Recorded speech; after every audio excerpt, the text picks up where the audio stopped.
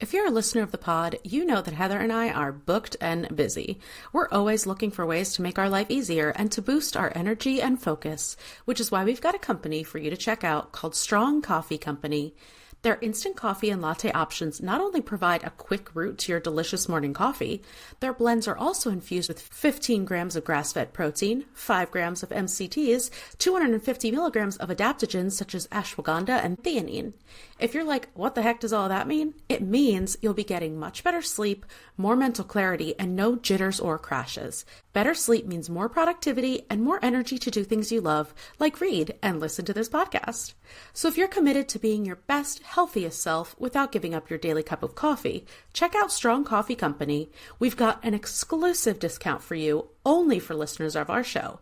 Head to strongcoffeecompany.com and use promo code CAFPOD to get 20% off any product. This is the highest discount Strong Coffee offers, so make sure to use this code ASAP and let us know what you think. Again, that's strongcoffeecompany.com and use promo code CAFPOD.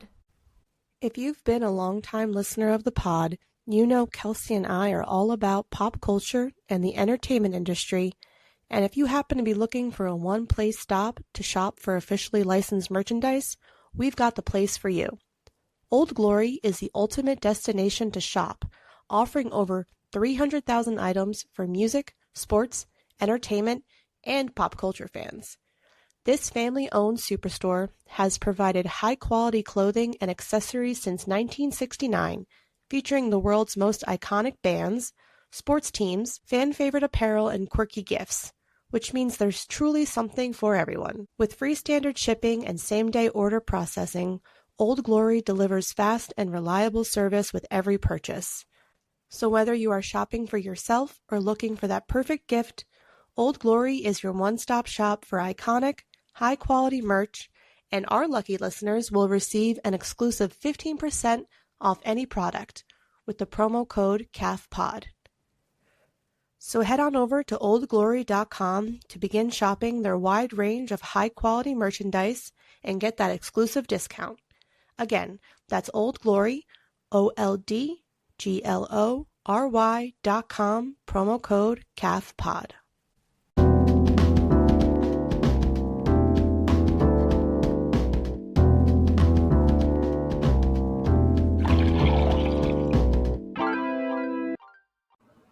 Hello, welcome to your favorite bookish podcast, Fully Booked and Caffeinated. I'm Kelsey. And I'm Heather. And today we will be discussing and reviewing Cake Eater by Carl Radke. As usual, let's talk about our fuel for this discussion. What are you drinking, Heather? I saw something in a Java sock over there. Yes, we stopped at Dunkin' after the storage unit, and I've been liking their Dunkin' Zero refreshers. They're pretty good. Okay. So What flavor is it?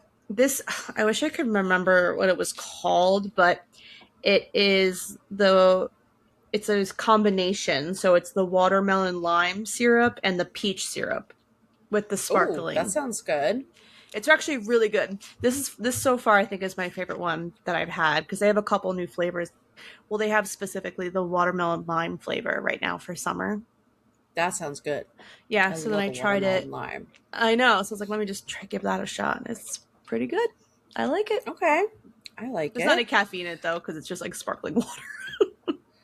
Yeah, it's just fancy water, honestly. Mm-hmm. But you know what? We're suckers. Everyone who listens to this podcast knows that. Speaking of, actually, on Saturday, I went to a new coffee shop because I was supposed to go to the beach, okay? And then it was supposed to rain. And I was like, okay, well, I have to do something today, you know? Mm-hmm. So I tried out a new coffee shop in West Windsor, ? East Windsor? One of the Windsors.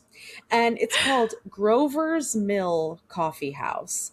And it's actually War of the Worlds themed. Oh. I don't know anything about War of the Worlds, so I can't attest to how well themed it is, but they did have really cute merch with these like little aliens on it. Oh, that sounds cute. Yeah, and I got a brown sugar latte with oat milk. Oh, and they make the coffee ice cubes there. So it had the coffee cubes in it. Oh, that's fun. Yeah. I like Yeah, so it was that. really good. And my drink with the syrup and the oat milk and all that was only like $8. And I was like, oh, I'm sorry. Is there a sale this morning? Because I was going to go to Turtle Beans, but I want to try somewhere new. Mm-hmm. Anywho, so they have like little tables outside, and I sat out there with my book and drank my coffee. Nice. It was a wonderful morning. That actually sounds very nice. I'm glad that Yeah, it you would were have able to been do something. exactly because it would have been better at the beach, but at least I got my outside time. Mm-hmm. I agree. Fair. Okay. All right. So let's talk about Carl Radke. So we all know him, an original cast member of Summer House on Bravo, who is still on the show and is now filming season 11. He also makes an appearance on Bravo's In the City. If you're not watching Bravo, what are you doing? And if you don't watch Summer House, you still may have caught Carl on the Vanderpump Rules crossover pilot episode where they launched Summer House. Mm. But also, if you watched Vanderpump Rules, why aren't you watching Summer House? It's like same vibes, but older. You know what I mean? Anyway, so obviously, if you're a watcher, you know that Carl used to be the womanizing party boy with an anger problem, and that on the show, we've seen his journey to sobriety after the loss of his brother. And so Mm-hmm. this book is a deeper dive into why and how Carl came to the decision to be sober. And it was published in December 2025, so not too long ago. Oh, And it that's like does have a sooner than story I thought it graph. was. I know. I don't know when he stopped writing it because he Mm-hmm. obviously, I think he added the little excerpt at the end after the soft bar like launch party thing, Mm-hmm. which was on season 9, I guess. Um, but yeah, but not published till December 25. So our story graph, who's it for? Cake Eater might appeal to readers who enjoy unfiltered personal accounts of transformation, offering a hopeful reading experience rooted in vulnerability, resilience, and the quiet triumph of finding inner peace. I wouldn't say quiet triumph because we're talking about a Mm-mm. reality TV star. Yeah. I don't like the new story graph who's it for. Okay. I don't like these improvements that they're making. I know, that sounds too on the nose. Yeah, like I miss the old unhinged Mm-hmm. story graph. You know what I mean? I do. I do. All right. Here's the summary on the book. Fair warning, the summary is as long as the actual book. So Oh, here I go. okay. Sober Carl isn't fun. Or is he? Carl Radke's path from reality TV's party-loving star to a life centered around recovery has been anything but straightforward. Famous for his role on Summer House, Carl's journey in the spotlight has forced him to confront personal battles under public scrutiny. Beyond the cameras, he's faced struggles with addiction, the weight of toxic masculinity, the heartbreaking loss of his brother, and a quest to find real joy in a world that equates fun with alcohol. In this candid memoir, Carl opens up about a side of his life few have seen.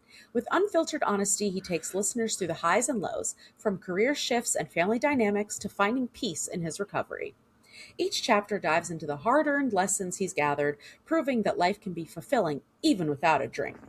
His story shows that fun and authenticity aren't only compatible with sobriety, they can thrive because of it. Whether processing grief, navigating sober relationships, or confronting the public's perceptions, Carl's journey is one of resilience, growth, and self discovery. Through vulnerability and humor, Carl redefines fun, reminding listeners that the most meaningful transformations come from within.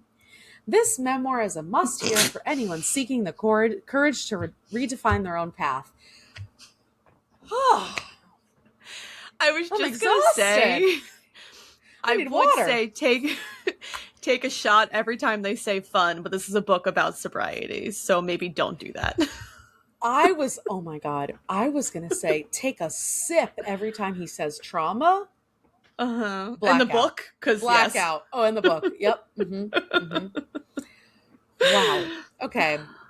Before we get into the plot, I need to take a water break. So let's take a quick ad break. Here at Fully Booked and Caffeinated, Kelsey and I love a good strong coffee. But sometimes you just need a coffee to take the edge off and not keep you up all night, Or maybe you're cutting back on your caffeine intake without sacrificing the flavor. Well, that's where Savorista Coffee comes in. Savorista Coffee offers premium craft decaf and half-calf blends that are small batch roasted for exceptional taste with ethically sourced beans, natural decaffeination, and bold flavors, such as the Colombian Inspiration Decaf with chocolate, caramel, citrus, and fruit notes, or the Barely Buzzed Half-Calf with dark chocolate, toasted marshmallows, and walnuts, which is directly going into my shopping cart. Our listeners can enjoy an exclusive discount of 25% off any product with our promo code CAFPOD. So head on over to savorista.com and be sure to put in that promo code during checkout. Again, that's Savorista, SAVORISTA.com, promo code CAFPOD to try out what customers rave to be the best decaf coffee they've ever tried. You know, here at Fully Booked and Caffeinated, we love coffee, but there are so many options to choose from in the coffee game. So how can you narrow it down? Well, allow us to help. Afuera Coffee is a company that sources their specialty beans from Central and South America, and the environment is quite literally in every bean. The volcanic soil infuses each coffee bean with vibrant and unique flavors. They have a flavor for everyone based on your personal tastes. Bold espresso for me, smooth light roast for Heather. And that's not all. The best part about Afuera Coffee is the ethical sourcing and sustainable farming practices they use to give you the best coffee while still protecting Mother Earth. And there's more. 5% of all sales are donated back to charities that provide conservation efforts to the great outdoors. If you don't believe me, go to their website, afueracoffee.com, and click on the 5% pledge tab. They have some great info on how much their pledge to charity has already impacted the environment.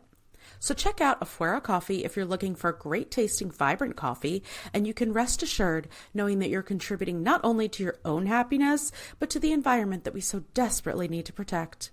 This is an exclusive discount for listeners of our show. Use our promo code to get 15% off any product at afueracoffee.com. That's AFUERA coffee.com. Use promo code CAFPOD, CAFFPOD. Again, that's afueracoffee.com, promo code CAFPOD for 15% off sustainable and ethically sourced coffee. And we're back. And I had to take a little throat break because that sure was a lot. But, you know, I like to yap, so we shall overcome. All right, so we start with a little bit of cursory family history. His grandpa was a Korean War vet. His parents met at Yale. His family drank regularly at every meal. It was a completely normal thing. I mean, his grandpa definitely had some PTSD, so he was making martinis on the reg. But everyone it was normal to be watching TV and crack open a couple beers, you know. He drank for the first time as a young kid a Budweiser that he snatched out of his dad's hands. And if that's not America in the 90s, I don't know what is. There was a lot of financial insecurity. So the family moved in with the grandparents and then to a small apartment and eventually were able to rent a small house where Carl and his brother Curtis shared a bedroom. But it was a big source of embarrassment for Carl because they lived he went to school in an affluent neighborhood. And so all of his friends had like much nicer houses and didn't have to share rooms with their siblings. And, you know, Curtis got into some trouble and was arrested when Carl was pretty young. So Carl felt pressure to be the good brother. So he really focused on getting good grades. He was an altar boy at church. He had to be the all-American boy. And Curtis already struggled with addiction, and then he went to college, which obviously like fed on his addictions, and he got kicked out after 2 years. So when he came back, they were still sharing a room, which is weird. But all of this, like knowing what Curtis was struggling with already, and then the fact that he went to college and couldn't do it and got kicked out, this just added more and more pressure on Carl to be perfect and to follow through with the dream of like college and all that stuff. So Carl had his goals. He wanted to be a sports journalist at Syracuse University, and he received a full ride scholarship, which was necessary, obviously. So when Carl got to college, he experienced that college freedom firsthand.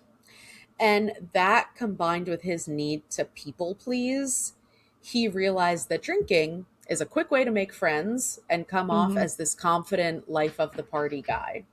Mm-hmm. And he wanted that sense of community, so he pledged a frat. Bad news. Obviously, there was hazing, which he doesn't go into. He just says so casually, like, yeah, and then one time we were like locked in a basement for 24 hours and I had to finish a handle of whiskey. I was like, That was a what? little rough.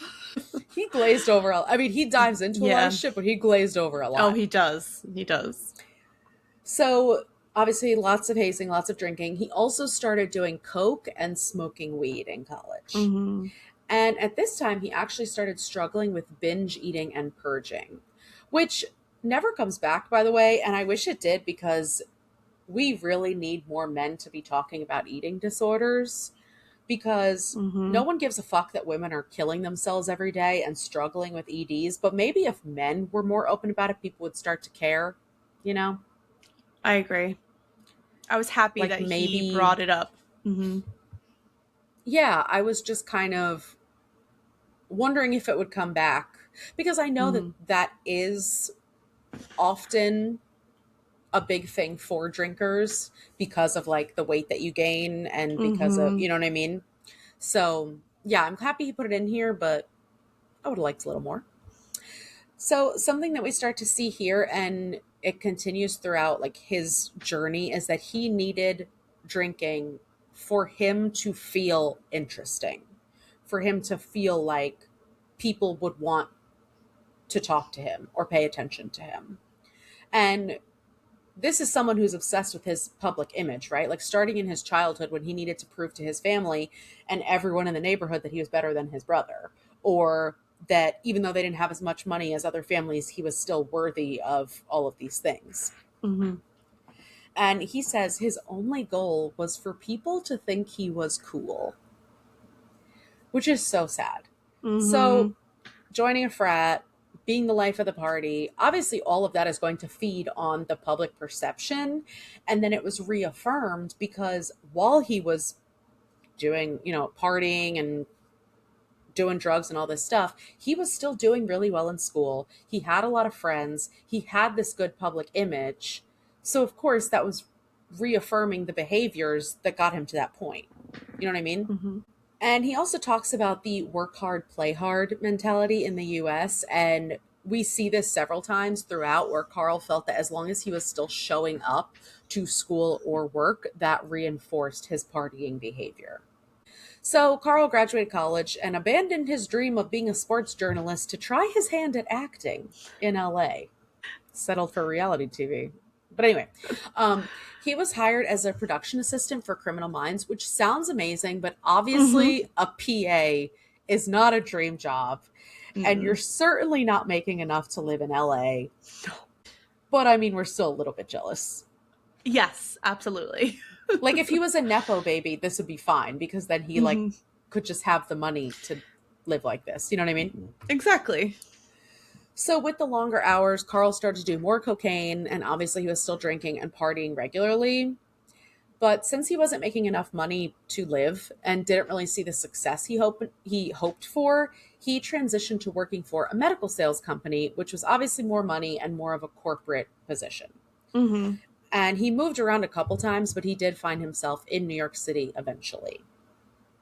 And it's not mentioned in detail, but Carl's dad did ask him for money around this time during his parents' divorce. So he was pulled into the middle of that situation, and it was Mm-hmm. another pressure added on to him. Now, there's this absolutely crazy story in here of Carl going to the Bahamas Yes. on a work trip and bringing a girl he just met. And so the deal is there was a peeping Tom climbing from balcony to balcony at this resort, peeping in people's windows. And Carl saw him, got up to confront him. The guy fell off the balcony and died. I was like, huh? What did I just read? And also, how have we never heard of this before? There were a couple times where I was just shocked at the direction we were going in. This was one of those times. And Carl was severely infected by this. Infected? Affected. Not infected. He was infected with peeping Tomness. And he became a voyeur. Anyway. Okay. Carl was severely affected by this. There was an investigation and all the red tape, so it was brought up again and again, and he obviously had to tell his job and his family, and it like really fucked him up to the point that he's like, I had PTSD from this event. I personally feel like the dude got what he deserved, but that's just me, you know. Sure, I didn't see it happen, so perhaps I'd feel differently. Probably not, but perhaps. After this, Carl became a real alcoholic. Like, drink in the AM because your hands won't stop shaking alcoholic. Like, bringing a water bottle of vodka to work alcoholic. And around this time, Carl got the summer house opportunity. He had already met Kyle and Everett, and they let him know that he should reach out to the producers because those two had already been cast. And obviously Carl put on the charm, that bubbly public persona. He was probably drunk as fuck during that interview. And producers ate it up. Kyle was obviously the perfect friend during this time because he's also an alcoholic. But Everett was deeper and more honest, and him and Carl connected on a different level. Obviously, thinking you could go to reality TV to fix your issues is hilarious. And I do think Carl saying this is definitely in hindsight. I don't think that was his mindset in the moment. I think he wanted a paycheck, he wanted a distraction, and realized that he could make money partying. Yeah. Why wouldn't he jump on that? The sun is getting the golden hour over here.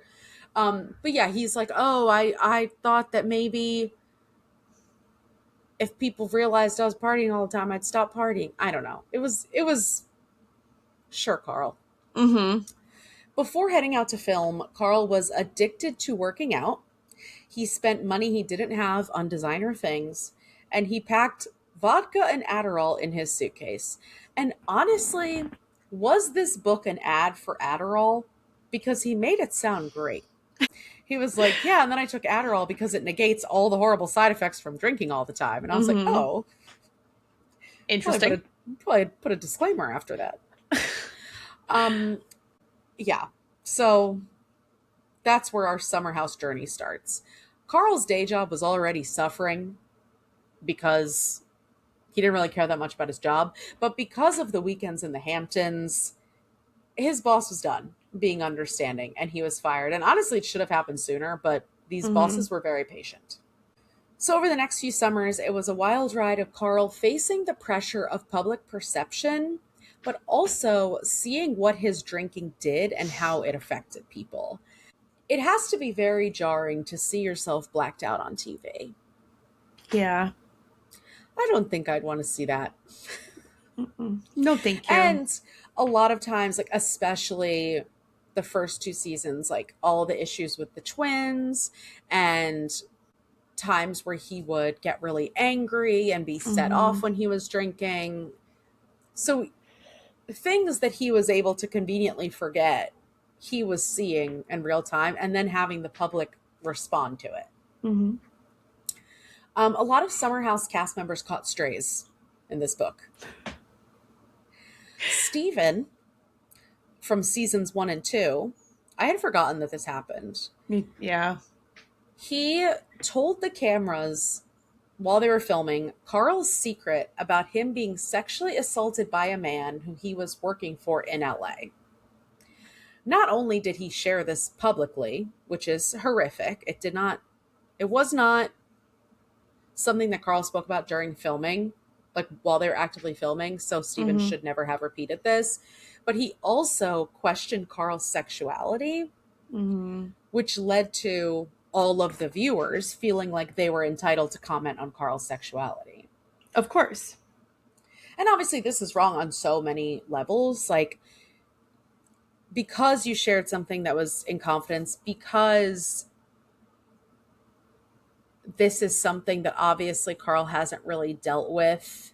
We talk about people on reality TV needing to be comfortable sharing their whole lives, right? But this wasn't something that happened on the show. It wasn't something that happened during even a period where he was filming. And it was clearly something Carl had never dealt with on his own. He'd never felt comfortable enough to tell anyone before. Mm-hmm. And then the way that that was exploited is so gross. Yeah, it was. I remember watching it and I was kind of obviously taken aback by it because I didn't see it coming. But then I think it was interesting hearing Carl's side of it and knowing that it wasn't like a consented to act, Yes. which I think almost makes it worse that Steven just when I mean, not that I don't know if Steven knew the extent of like what happened, because clearly Carl makes it sound like he just threw it out there when he was drunk. But like reading the backstory and how that is obviously a very traumatic event for Carl, and he's trying to play it off like it was nothing. It's No, I think that's a good point, because Carl said it as a joke, like, oh, the best head I received was from a guy. So Steven took that and said, oh, so is Carl really straight? Yeah. So he pushed it as the sexuality thing, when in reality he didn't know the whole situation, and No. he didn't know that Carl was sexually assaulted. Yeah, and I feel like I always had like a love-hate with like Steven's character arc in general, because I think I really liked him in season 1, and then he just became kind of Catty. yes. And Yeah. like wanted everyone else around him to kind of like just be miserable. It almost felt like. Yeah, I agree with that. I was definitely ready for him to leave after season 2. I was happy he didn't come back. Yeah, and I watched the clip from Watch What Happens Live, like right when that episode aired, and Carl basically said, I felt betrayed. I think that he broke my trust. I think it's, I'm a straight person. I've never questioned my sexuality. That's not an issue here. Like, that's something that he never should have spoke about. And like, we'll get to it, but Carl's mindset in this book is much more forgiving and accepting. And Stephen did reach out a few years later and apologize to him. I think it was probably too little too late, but that's not for me to decide. But it's just a very complicated thing. Hannah Berner also publicly spoke about his drug addiction, then laughed about it when he confronted her, which I also hate. Yeah, don't love that. And from what Carl says and from what I believe about these people, I do believe that Stephen did reach out and apologize, and they kind of like squashed it. As of the release of this book, Hannah had not reached out. And honestly, that tracks from what we know of Hannah. I don't think she ever takes accountability for her actions. She laughs everything off. She doesn't acknowledge that words, especially in the media, hold weight. Yeah. Like, she has been in so many of these fiascos of like saying really harmful things about other people and then just being, look, I'm a comedian. Oh, well, like, it was a joke. Well, and never apologizing, never taking accountability. So it doesn't surprise me that she didn't in this situation either. No, I'm not surprised either. So Garl. Garl. Listen. My vocal cords are tired from reading the summary. So Carl does talk a lot about COVID and how obviously we know that COVID was a really hard time for addicts. Yeah. And Carl was doing a lot of soul searching during this time. He worked on fixing his relationship with his dad after being inspired by a Tony Robbins seminar, which I can't even get into because Tony Robbins is a horrible person. Yeah, I was like, he could have left that part out. We didn't need that. It was fucking irrelevant. Like, for anyone who doesn't know, Tony Robbins has been accused of sexual misconduct. He claimed that the Me Too movement was being used as a form of victimhood to destroy men and their careers. He's been accused of like molesting a little girl, doing weird like faith-based shit where like he made a bunch of people walk on coals and then they got like third-degree burns. I don't know. Whatever. This guy sucks. My point is, I just don't think this is the man you want to tie your epiphany to. You know what I mean? Like, just fair. Could have cut out that whole paragraph. Mm-hmm. So in the summer of 2020, during filming season 5 of Summer House, Carl tried to practice moderation instead of giving up drinking completely, but obviously this isn't enough for an actual addict.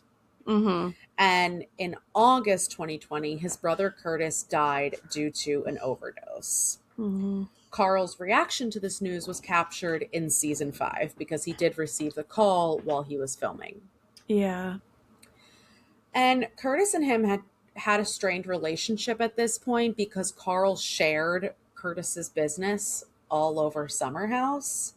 And Mm-hmm. obviously that is unfair, and it's complicated because it's not Carl's business to share, but at the same time it is, because it Mm-hmm. affects Carl and he's the one on this show. Like I totally understand that Curtis did not sign up to be a reality TV persona. He did not sign up to be on the show. He did not sign up to have like his shit aired out. Yeah. Carl should have had that conversation with him before going on the show and saying like some of this shit is going to come out. Mm-hmm. But it is so complicated, right? Because like even if he didn't use his brother's name, everyone's going to find out who his brother is. You know what I mean? I know. It actually reminds me, when I read this part of the book, it reminded me of Noah Khan, because he's writing all these songs about his family, and specifically when Stick Season came out, and he at every concert he was making light of like his parents' divorce, and his mom was like, that actually really hurt me, and his family kind of had to come to terms with Noah got famous off of their familial trauma. Yes. Yeah. No, that's so true. And we see it so often, Mm-hmm. obviously. And I think it's also hard because of the reality TV aspect of Yes. like, because so many people think that it's not like quality media, or it's Yeah. not, you know what I'm saying? Like they kind of Yeah. think it's like exploitative or a cash grab or whatever.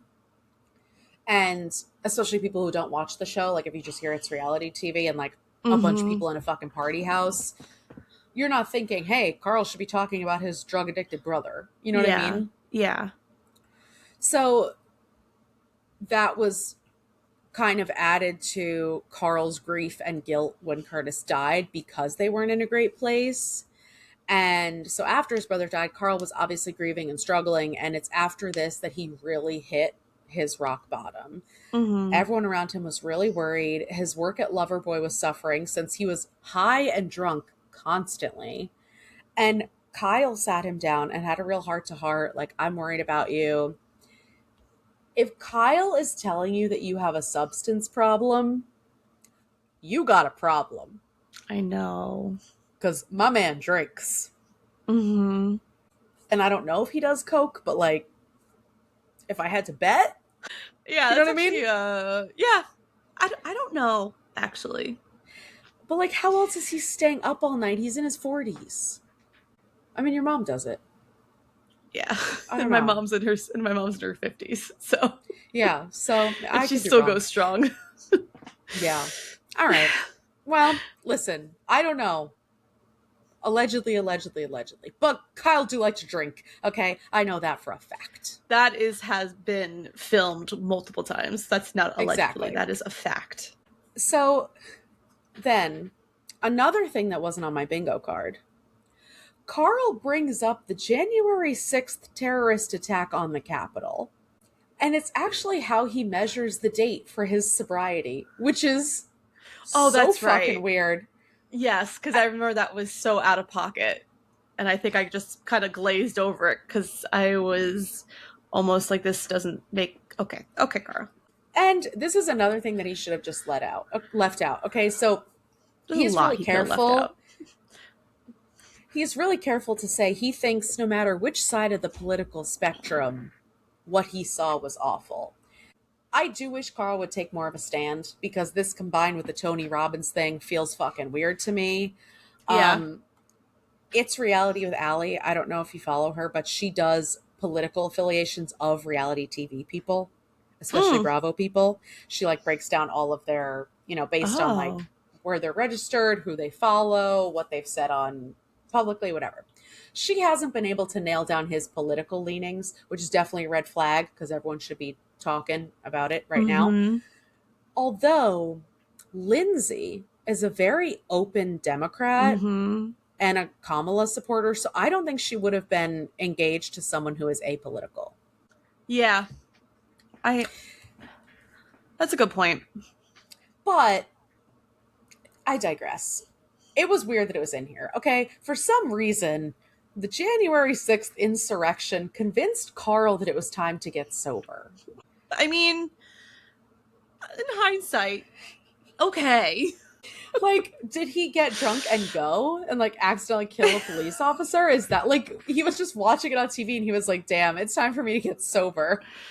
Wow. It's fucking if I don't weird. get sober, this could be me. I could storm a Capitol.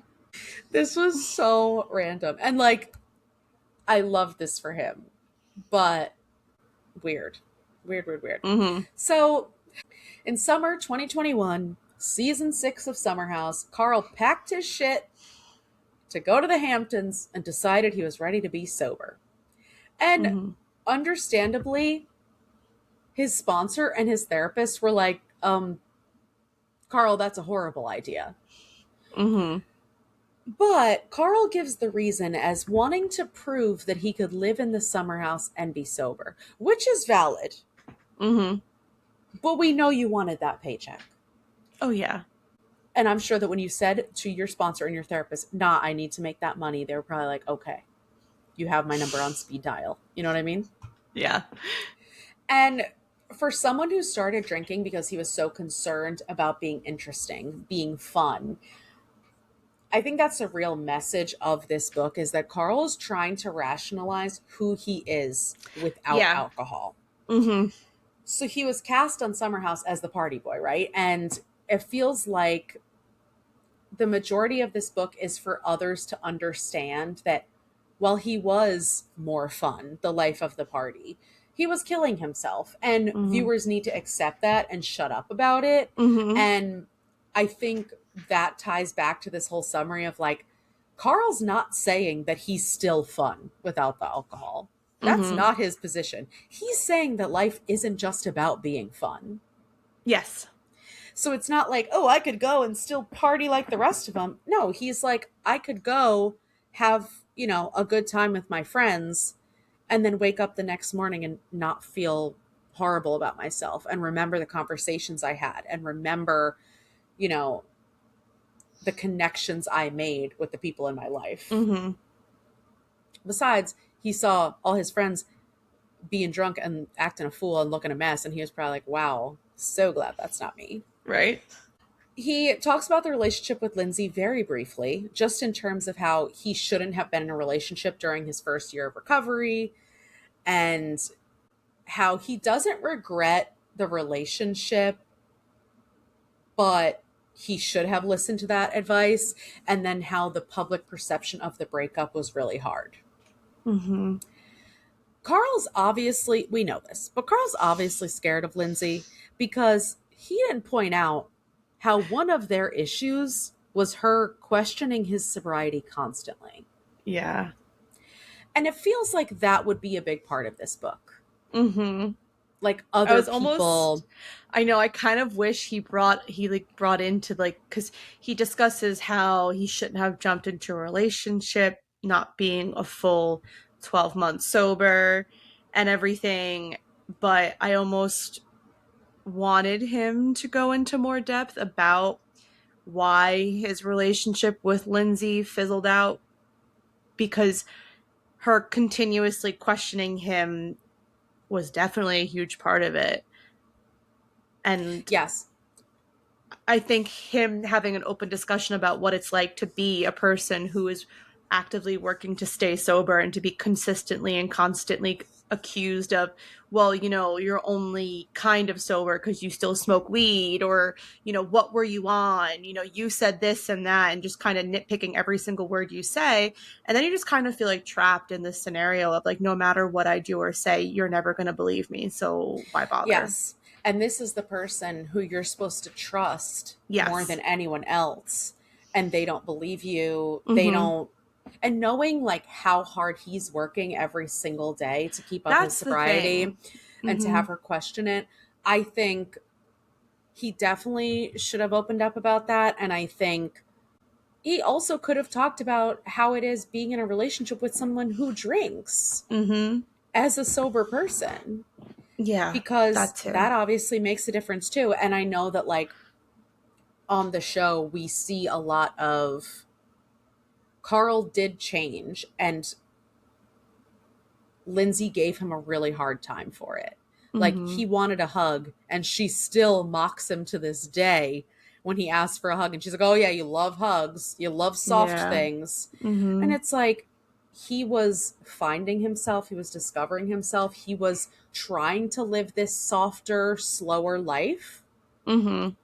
And I understand like the, you know, the parts where she didn't really support him in like soft bar because he had talked about it for so long and he wasn't following through. But like those are different things. That's different than his sobriety and his recovery. And Mm-hmm. so I do wish that he would have talked about that. Obviously, I know that he never would because he's terrified of Lindsay and he wants her, you know, to love him. And also because the internet completely ripped Carl apart, which is crazy because when I watched Summer House, I was like not watching it live, obviously, like Yeah. while everything was happening. And I was shocked how many people were siding with Lindsay. I do think it was fucked up that he broke up with her on camera. I think it's because he's scared of her, or because the producers were like, you got to do this. And he was like, okay. Whereas He like, probably like never would have broken up with her if it wasn't on camera. Because like you said, she probably would have somehow talked him into staying with her. 100%. And I know that Lindsay wants to be like, well, you didn't have to do it on camera. You could have told them no. Girl, you would have any conversation on camera. I know you would. Because you know that you're making a TV show. This is your life. Yeah. This is your livelihood. I just don't think she likes to be on the opposite end of something, like, or on the receiving end of something. I think she'd prefer to be the one to be telling someone off or making like this huge narrative. So I think she was caught off guard because this is something that potentially looks bad on her. Yes. Yeah. And I think that Lindsay she has her own issues that she's opened up about. Like she wants to be loved so badly and she doesn't want people to leave her. And so she obviously was ignoring all of these like very big red flags in their relationship. Yeah. And it's easy for us as the viewer to see all those red flags, especially when they're under a microscope. But I was just shocked because specifically about Lindsay questioning his sobriety. Yeah. I was like, that makes her a fucking villain. Like that is crazy. That was probably one of the moments where I really found it hard to like Lindsay, just because, number one, she knew what his brother went through and that he died from an overdose. And Lindsay was a rock for him during that time. And then when he chose to go sober and they started dating, and then she chose to go sober for a little bit in solidarity, that's kind of like a slap in the face afterwards, because you were fully on his side and were willing to support him by partaking in what his lifestyle choice is. And because now you're in the summer house and you're going to, go buck wild every night, like that's not, it doesn't make it okay with what you're doing. And it has to be so destabilizing for Carl, who's going through his recovery and, having his partner be drunk and yell at him that he took drugs or he did whatever. And it's like, that was hard. It's gotta be horrible. Like it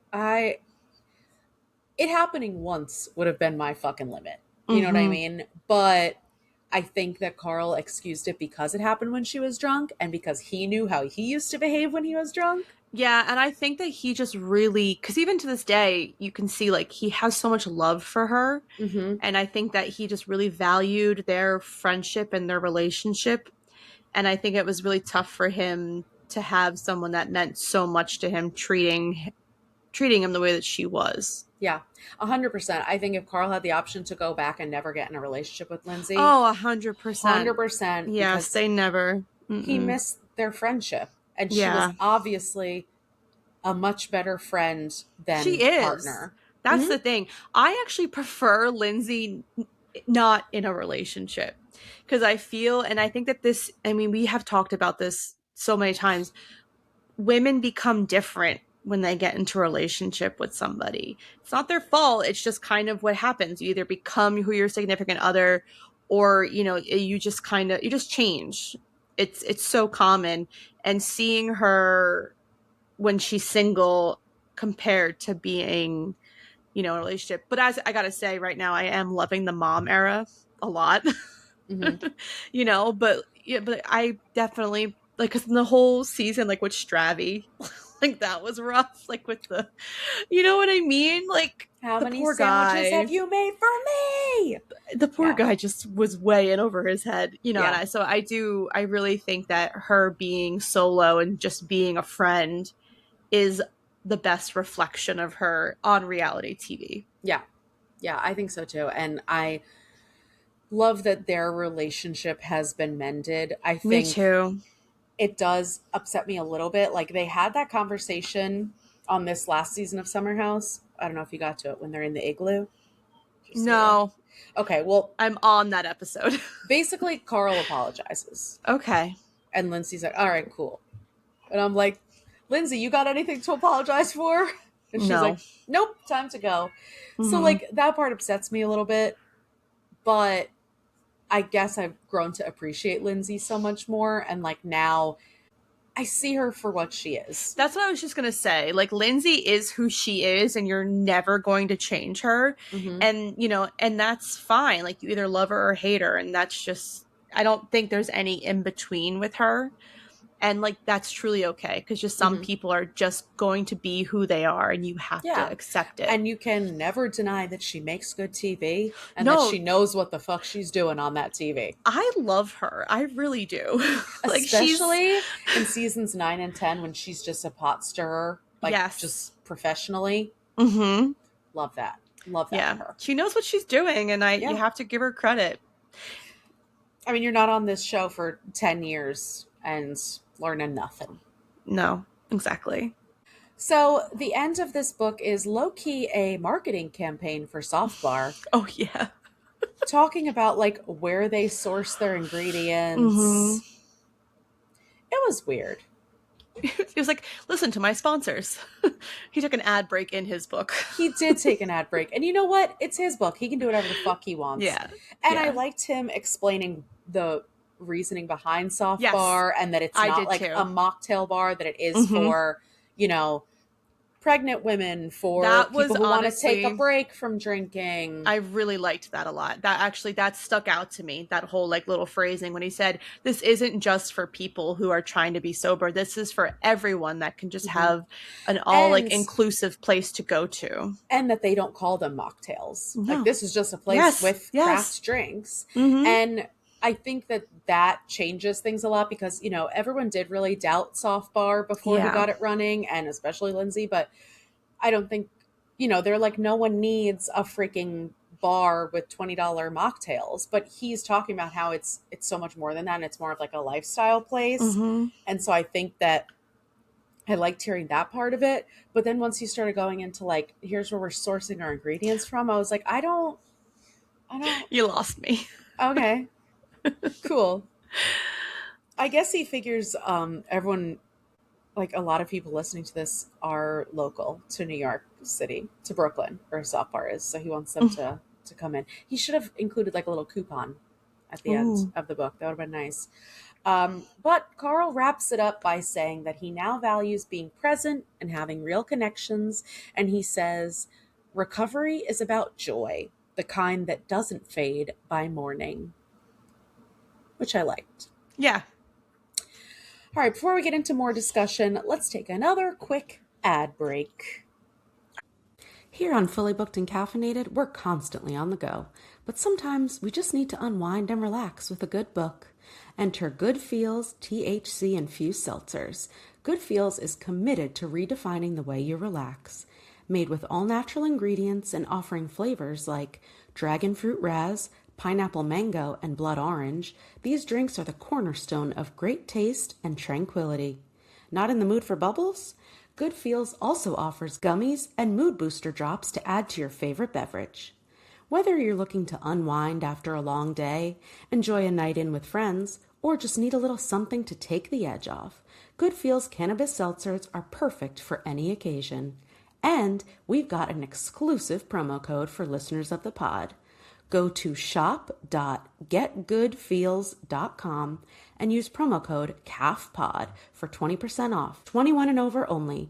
Again, that's shop.getgoodfeels.com, promo code CAFFPOD. Try it out and let us know your favorite time to unwind with a Good Feels Cannabis Seltzer. You know when you have that midday crash and need something quick to perk you up? Well, enter Quantum Squares. Quantum Squares is an energy bar that is redefining the typical energy snacks by offering a scientifically formulated recipe with 100 milligrams of organic caffeine, which is the equivalent to an 8-ounce coffee, for long-lasting, stable energy. These bars deliver balanced nutrition by featuring 10 grams of plant protein, healthy fats, and complex carbohydrates with flavors such as peanut butter, dark chocolate, and dark chocolate pink Himalayan salt. And for all our food ingredients sensitive listeners, Quantum Squares are certified gluten-free, non-GMO, plant-based, kosher, vegan, dairy-free, and soy-free, with no artificial additives or sugar alcohols. If these energy bars sound like something for you, we have an exclusive 25% discount off any product for our listeners with the promo code CAFPOD. So head on over to quantumsquares.com to shop their delicious products and use our exclusive discount. Again, that's Quantum Squares, QUANTUMSQUARES.com, promo code CAFPOD. And we're back. And you guys missed a truly horrific neck crack from Heather. Don't get old, guys. It's a farce. It's a farce. Okay, so let's talk about the name of the book, because I didn't get it. I don't get it either. Luckily, I looked it up. Perfect. Okay, so cake eater is actually slang used in Pittsburgh, where Carl grew up. Okay. And it refers to a privileged upper middle class person who is perceived as being wealthy and spoiled and not having to work for anything in their lives. Carl uses this as an ironic term, obviously, because despite going to school in a wealthy area, his family was blue collar and struggled financially. And also, one of the twins shoved a cake into Carl's face on season 2 of Summer House. Oh, yeah. Cake is kind of prominent in his Summer House career, so that makes sense, actually. I thought this was going in a completely different direction. I didn't know what the cake eater was about. I was like, is he going to talk about an eating disorder? So imagine my surprise when there was one paragraph of eating disorder, and I was like, well, it can't be about that. Still, probably could have thought of a better title, Carl. Yeah, probably. We're not all from Pittsburgh, Pennsylvania. You know what I mean? Mm-hmm. So there's this idea of work hard, play hard mentality that really reinforced a lot of Carl's behavior in college and in the early days of Summer House. And I do think this is a problem that millennials specifically struggle with a lot. Yeah. We've been raised by the generation that tells us nothing will be handed to us. We got to pull ourselves up by the bootstraps. And yes, all true. We've expanded a little on that and realized that hard work isn't the only guarantee for success. There are other extenuating factors. But when I was younger, like in my early 20s, there was always a conversation about how I'm going to go out, I'm going to drink, I'm going to stay out late, I'm going to dance, and then I'm going to be up at 8 a.m. for my retail shift. I'm going to work a double on my feet all day long, and then I'm going to go out that night and do it again. And we've carried that mentality, right? So now I'm going to work hard so that I can travel, so that I can overfill my calendar, so that I can not feel like I'm wasting a moment of my life. Yes, I'm feeling targeted specifically, but it leaves no room for self-reflection or self-care or really making sure that we're being valued at the place that we're working hard at, or taking a moment to breathe before we party hard. Mm-hmm. And Gen Z has started to break that mentality a little bit as far as drinking less and not staying in stressful job situations. I do think we are in some ways moving too far into the other direction. Um, I still think hustling and grinding are good things in Yeah. moderation. But I think, obviously a lot of this mentality is the reason that so many millennials are diagnosed with adult ADHD. Yeah. Was this mentality something that you did before, or do you feel like it now influences your behaviors? Like, it sounds so like work hard, play hard, but it's Um, deeper than that. I I think if I was more of a partier in my youth, I think it would have affected me a little more because I will say, yes, there was a point in my like mid 20s where I was doing the same thing. I would go out on a Friday night and I'd have to, I'd go out to Atlantic City and I would have to leave at 7 a.m. to get to my bank job for 9 a.m. You know what I mean? So, like, I definitely did it a couple times, but I think that I was more get work hard during the week and then party on the weekends. I Okay. think was kind of once I had like a 9 to 5. I think that that was maybe more of my mentality when I shifted into like my party ways, which was like in my early 30s. Mm-hmm. like weird. I peaked way too late, but it's fine. So I think that it didn't have any real it didn't like needle my brain at all because I was just like, this is, I could see him being like this. Like, I think it was interesting though to like learn his backstory of where he came from and where he went. Because to go from like Pittsburgh to New York to California to back to New York, like that's a journey. Mm-hmm. I will say that. And And to go from like being a production assistant on a TV show and then going yeah, into medical sales, like that's a crazy jump. no, that's what I'm saying. Like he did a lot. And also knowing that he like driving without a driver's license or whatever the fuck he was doing. Like, you know what I mean? And he or even like the fact that he like was openly admitting I was driving high and drunk Mm-hmm. a lot. I should not be here because of how bad I was putting myself in these perilous situations. Yeah. And people do that more often than not. And it's kind Well, and of also, this is before Uber and Lyft even existed. yes, yeah. Because I And used to it's drive drunk all the time when I was 21. Like, I didn't have mm-hmm. another fucking option. I did, but like in my head, I didn't. Mm-hmm.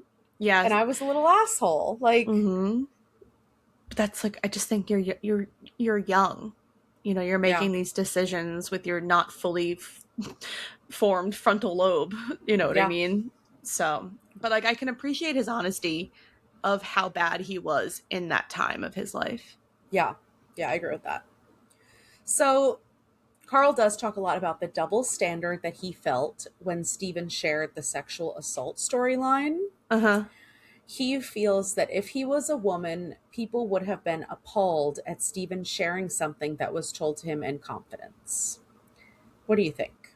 Um I actually think I do partially agree with that because I also think that if Carl wasn't who he was in Summer House as well, if he wasn't portrayed as this like party boy asshole that and he came off as more like a sensitive guy that people would have been more offended by Steven like just openly telling the story without permission. But Because I think Carl was already the villain. exactly. So I think he's right. I think that it was his character arc. And so I do believe 100% that it would have been different. It would have been looked at much differently if he was a woman or if he just had a completely different journey in that at that point in Summer House. I agree. I agree to an extent. I don't Yes. think we can make the leap to say that women on reality TV are protected at all No, from their no. secrets coming out. They're protected from Yeah. sexual assault, slut Hmm. shaming, their sexuality being questioned, any of the above. I think the sexuality thing specifically is what's different because, in general, lesbians are more accepted than gay men, right? Yeah. And especially a man like Carl, who was this like finance guy, athlete, got all these Yeah. girls, like, you know what I mean? Like this frat boy, like him questioning his sexuality is the part that he was internalizing and the part that he Hmm. was more upset about than the actual sexual assault part. Yeah, and I just think, there's a whole concept. Maybe we just don't fucking tell other people's personal stories on reality TV. Yeah. I understand and Carl like admits it. He says, I know that this is par for the course and that you do have to learn who you can trust and who you can't trust. And you don't know what people are going to take and run with. But I think especially when it comes to someone's sexuality and any like sexual situations they're in, you should just never openly talk about that without explicit permission. Because who are you to ever, like, how would you feel if someone just blurted out something about you that you weren't ready to ever maybe admit or talk about, So in general, Stephen did the absolute wrong thing because it's 100%. not okay. It's not okay what he did. I just wonder if Carl's reaction would have been different if he was sexually assaulted by a woman and not a man. Maybe. And not saying that it wouldn't be sexual assault, 100% it would be. No, but I think that the sexuality part is what really set him off. Yes, I agree with that too. And that's where I'm kind of like, that part I agree with, that it would be different if he was a woman. And I was also kind of impressed that he said that. I don't know why it had to make it into a summary about like toxic masculinity or whatever. Girl, we know. But I was impressed that he was like open about that. Yes. So this is clearly a man who goes to therapy. Based on the therapy speak. Now, yes.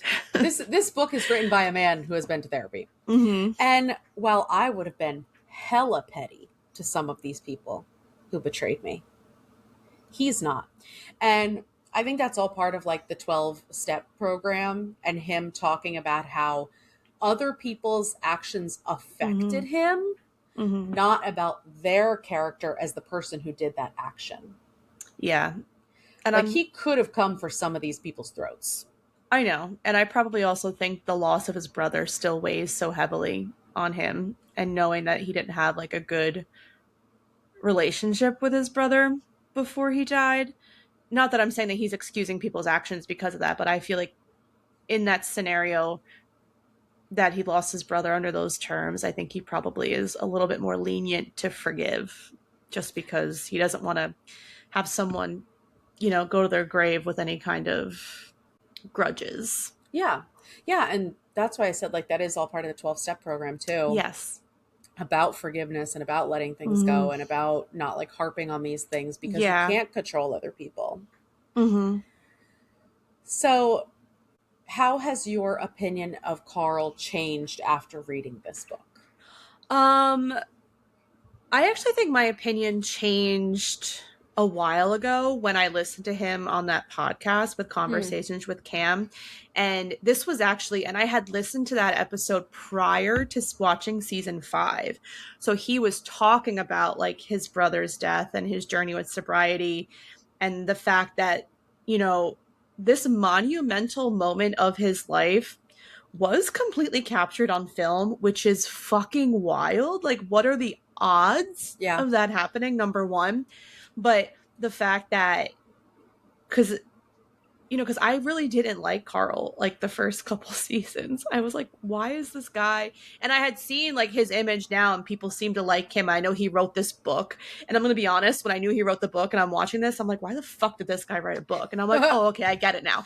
And just like, so, and I've listened to a couple episodes of his podcast, and I think that I can really appreciate a man who's done wrong and is now like openly speaking about it. Yes. And is also openly working on being a better human being. And it earns a lot of my respect. And I think he's one of those special stories that he actually is doing everything he can to change his image, like compared to like Kyle. If you just watch Kyle from season 1 to season 10, the man has not changed. In fact, he's gotten worse some of the times. You know what I mean? Like Carl is actually putting in the work to like be a better person. And I think that's very rare. And I love seeing people do that as they get older, that they're willing to like admit, I fucked up when I was younger and would love to go back and change. And if I can't change my past, so let me change my future and how I treat people. And I just think that that's very respectable. Yeah. Yeah, I agree. after reading this, I found out that Carl and I actually have a lot in common besides drinking too much. Um, Addiction also runs in my family. My Mm-hmm. dad was an alcoholic. My brother was an addict who died from complications related to drug use. Mm-hmm. We also had a strained relationship. So I knew all of this, of course, but reading it and listing it out in my Yeah. notes, I was like, oh, this sounds familiar. And I don't necessarily have the obsession with public perception, but I Mm-hmm. did have a lot of pressure as a kid to be the successful child in my family, and I was put under a lot of pressure by my Yeah. parents. Um, so I do feel for him in a lot of ways, and I know how hard it is to slow down when Mm-hmm. all of that chaos is going around you. I do feel for him because people are so critical of anyone on reality TV. And Oh yeah. recovery is hard enough, but with people critiquing how you're doing it, like there's Mm-hmm. a part in here which you mentioned a little bit, but he needs to defend himself being California sober. Yeah. And it just sucks because that's obviously something the public has had a problem with, and he felt like he needed to bring it up. Mm-hmm. And Carl has said time and time again in that his whole purpose in talking so openly and starting his own podcast and writing this book is to help just one person Mm-hmm. who might be struggling. And it's great that he finally found this purpose. Like, my dad talked about it a lot while he was in recovery. He said the only way that he was able to make it stick the last time, because he had been through rehab many Mm-hmm. times, the only way he was able to make it stick is because he used it to help other people. Mm-hmm. And so he made everything about his life a testament to his recovery. He became a sponsor. He Mm-hmm. helped out at Celebrate Recovery at his church, which is about people who are, dealing with recovery from all different types of substance issues. He surrounded himself with people who were in the same boat as him, but who were younger Mm-hmm. than him, or who, Mm-hmm. hadn't been through this for as long as he had. And that kind of helped him to stay on track because he was able to see how it was affecting other people. So I totally get why that is Carl's purpose now, Mm-hmm. especially being on TV, especially, because of the added pressures. And so obviously, I'm sure Carl still gets plenty of negativity from fans Mm-hmm. calling him boring or whatever. But I'm impressed that despite all of that, he keeps pushing his story out there. I agree. And I, in regards to Carl and your dad, I think that there's nothing more beautiful than that transformation of being at your lowest to now achieving your highest and being able to look back and say, you know, I did so much wrong, but I've changed my life.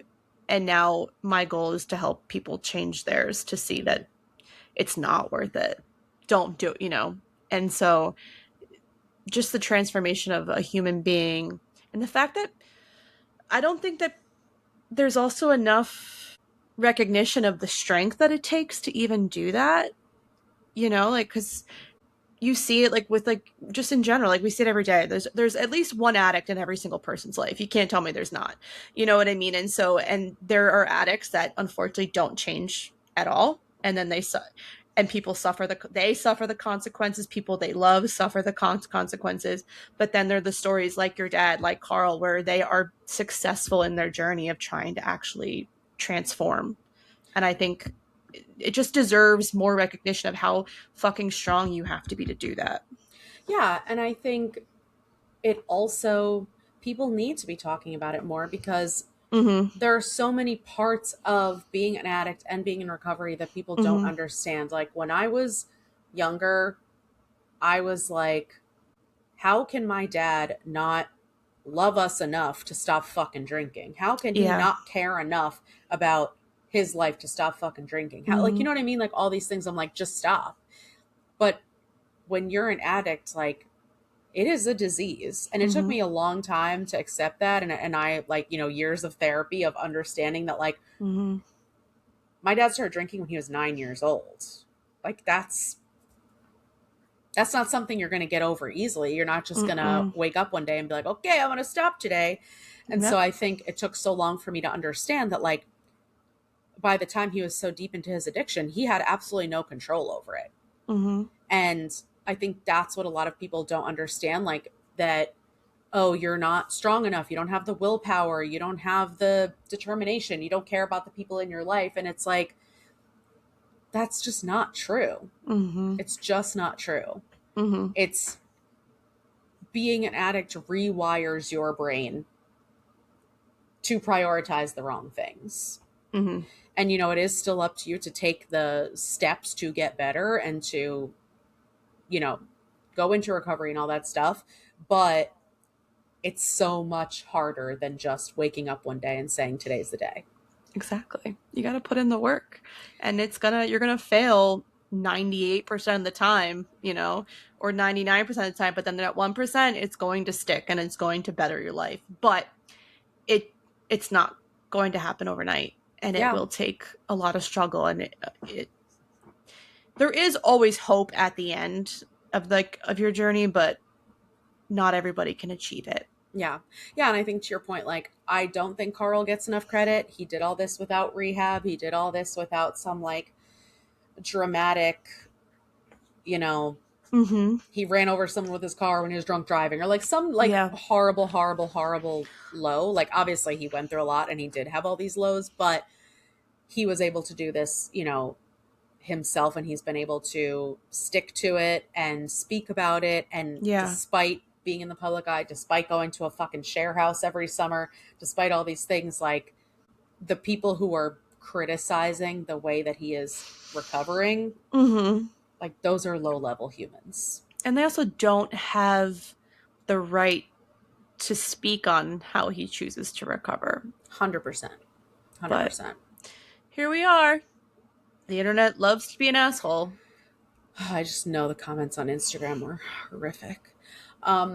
Okay, since you are fresh off a summer house binge, was there anything you wished was included in this book that wasn't? Definitely what I talked about before, that like his whole relationship with Lindsay and like the breakup more specifically, I kind of wish, not even like because of that, I think I would have liked him to discuss more about, because he says it on the show so much that he should not get in a relationship until he has done a full year of sobriety, and then he goes against that and does it anyways, and look at the outcome. Like, I kind of wish that he talked about that more for people that are on that sober journey, because they probably will do the same thing. They think they need a crutch to stand on if they can't drink alcohol or do drugs. Let me fall in love, because we all know that love is a drug, or just human interaction connection is a drug. So I think that he really should have been a little bit more, I would have loved a little bit more detail on why he did it, why he regrets doing it, what he would have did different. You know, I think that could have been beneficial for people.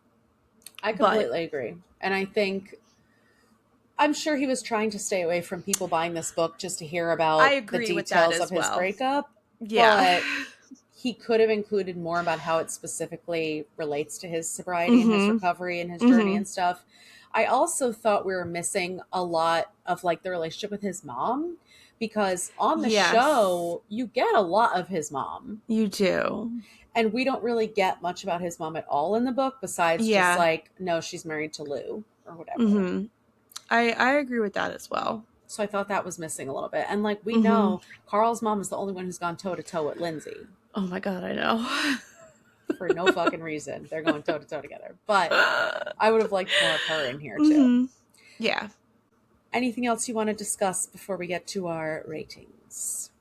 I don't think so. Okay, so obviously I know we feel weird rating memoirs. I don't rate memoirs. And we don't have to rate a number on it, but I would like to discuss the book part of it, because anything that we're critiquing is absolutely nothing to do with the substance in this book. It's nothing to do with Carl's journey. It's nothing to do with his sobriety, any of that. It's nothing to do with, oh, he's obligated to share what we think he should share. Yeah. I just think as far as the formula for a book, some things were missing. Oh no, a lot was missing. Not great. Not great. Could have been a podcast. Could have been one podcast episode. I will say I listened podcast series, if you will. There you go. Oh, that would have been a good idea. I mean, sorry, Carl, Whatever. I already did this. Too late. I did do the audio version, and it was Carl reading it, which I did like. Okay. I just thought it was so repetitive. That was the thing. Like, he talked about the pot roast on Thanksgiving. First of all, why are you making a pot roast on Thanksgiving? And he talked about like 3 separate times, and I was like, is this 3 separate pot roasts? No, and he definitely uses a lot of the same phrases over and over again, and he also brings up the same story over and over again. And it definitely felt a little broken up too. Like, it didn't really flow well together, because like I feel like he would talk about one thing, because I read it, and then the next chapter he would jump into another story, but then he would go back to the story he was talking about before. Yes. And it was almost like whiplash a little bit. And I mean, like, not everyone's a good writer, and I don't think Carl's a good writer. I don't think he's a good storyteller. Right. But I think like his story deserves to be told. So yes, but he could have gotten a ghostwriter. Oh no, 100%. Like all the other Bravo lebs. You know what I mean? 100%. He did his best. I just think that Carl, and it's probably because he's a man also, he just wants to do himself. And he wants to prove that he can do it himself. And I also think that Carl, part of his charm and what everyone loves about him is the way that he is face to face. He is warm, he is engaging, he is charming. And so I think he was like, oh, of course I can translate that to the pages of a book. No, you can't. But like, you can't. Still love you, but you can't. Yeah, but that's why it's like, I do love him on his podcast. I do love him when he's interviewing people. Yeah. And I think that he is very well spoken in those instances. I think that he did a great job promoting this book and talking about it. And he does a great job talking publicly about his sobriety and the journey and all that. I think maybe this book could have used a little more editing, some extra eyes on it. It definitely could have, 100%. And I obviously appreciate him being vulnerable, but I also appreciate him touching on so many important points that the viewers of Summer House would specifically want to know. You know? Yeah. Like, he was like, I got to hit that checklist and make sure that everyone knows. He thanked all the right people. He would never say a bad thing about Kyle or Amanda. No. Or Sierra, thank goodness. But yeah, I enjoyed hearing more of his story. I did too. But I don't think he should be writing any more books. No, probably not. Stick with your podcast. And, you know, I don't say that lightly, okay? Because I don't think men should have podcasts. Carl's okay. He's you know, he's special. Special boy. Okay, so, I mean, we don't have to rate it, but I just want to let you know what our rating scale was. Yes, of course. Marketing campaigns for Soft Bar. Oh. Yeah, which there were a few in here. So I know, and like, if it wasn't in Brooklyn, we would go there on our New York City bouncing around day. But I do think it's great. I think that I understood why people were so skeptical, because like this idea has been in the works for years and years and years. But and I now also that he's think, launched it, and now that we've seen it on In the City. I don't think he has a great track record with being consistent with things. So I think that which is why I could kind of understand Lindsay's point of view when they were dating and he brought it up and she just kind of like laughs it off, because I think that Carl is a dreamer, not a doer, or was 100%. A dreamer, not a doer, but he has completely proved everyone wrong with that. And I think that's great. Yeah. And I think he's very inspired by Kyle, who is a dreamer and a doer. And Kyle will do everything he needs to do to grind and get his shit done. And I think that Carl is inspired by that, but he doesn't necessarily, he never had those skills before, and now he's working on those skills. Yeah, exactly. All right. Anything else you want to add about our friend Carl? No, I don't think so. I will say, seeing him now, like when I watched that clip from Watch What Happens Live, the difference in how he looks since he got sober is It's crazy. insane. Because I've been like watching the seasons like full straight through. He looks so different. He really does.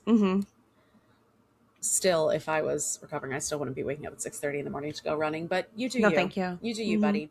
All right. That's all we have for you today. If you like what you heard, please make sure to follow, subscribe, and rate and review the podcast on whatever platform you're using. If you have any book recommendations or questions for us, you can email us at fullybookedcalfpod@gmail.com. Also, be sure to follow us on TikTok and Instagram at fullybookedcalfpod to see our upcoming reads. You can also now watch all of our episodes on YouTube. How fun. So go check us out there if you want to see me wildly gesticulating with my hands. And if you want to see some sneak peeks of cats in the back of Heather's frame sometimes, follow us on YouTube. Thanks for checking us out. And remember, if you need us, we're fully booked. Bye.